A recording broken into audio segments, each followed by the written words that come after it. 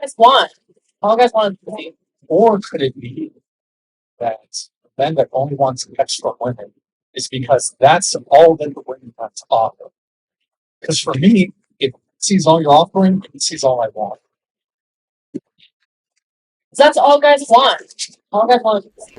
I think the most important thing about meeting with someone is connecting with someone that's like-minded with shared values or shared life goals or shared life path that you actually really connect with in a genuine, human, straightforward way.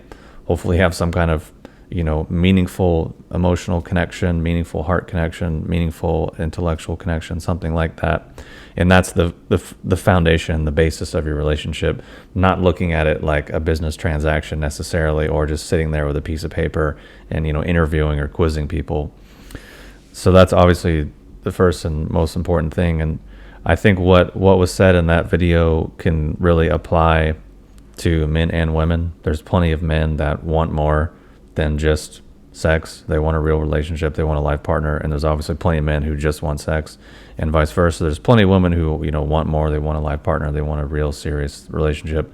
And there's plenty of women who just want to get laid, just the same way that men want to. Like, I think people would be pretty silly to reject or deny that.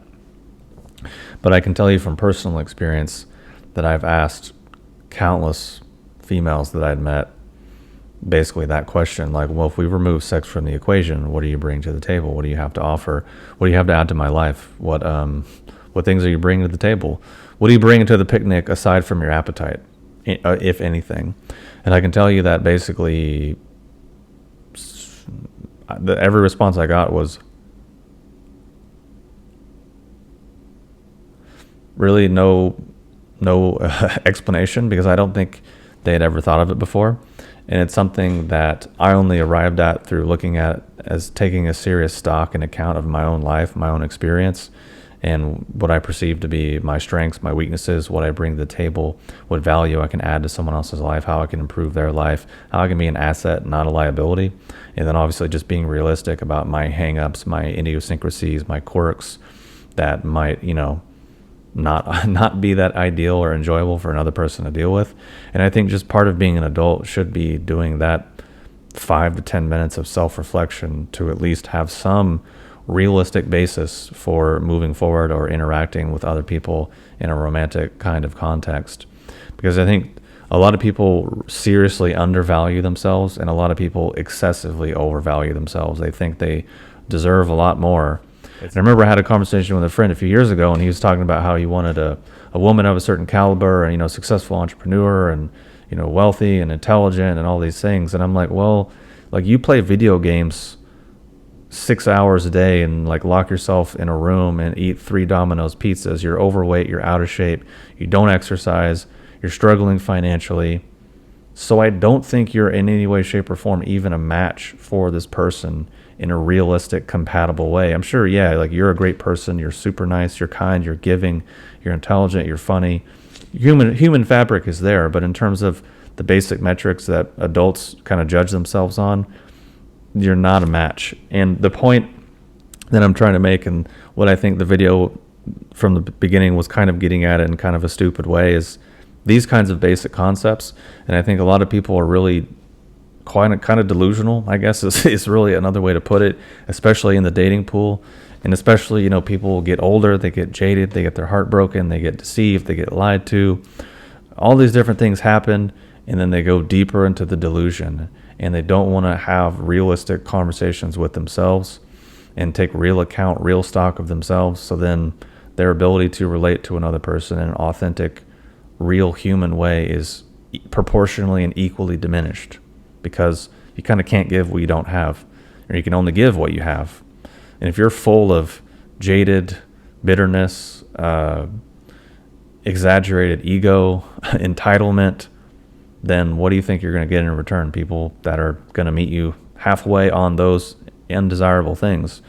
But if you can actually look and take account and maybe develop useful, positive qualities, then people might be able to meet you on that.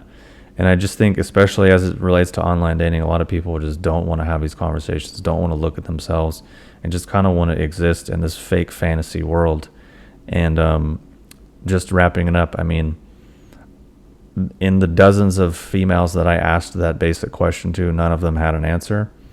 And which kind of confuses me, because I'm like, well, I'm paying, I'm chasing, I'm investing, I'm planning, I'm doing basically all of the legwork.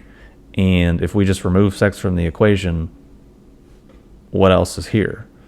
Who are you as a person? Are we compatible? What are your values? What are your goals? What's your life experience? Have you had struggles? Have you overcome difficulty? Have you experienced hardship? Have you experienced rejection? Have you fallen down and picked yourself back up? These basic, want to know the actual fabric of a person, because that's what's ultimately you're going to be with in a relationship.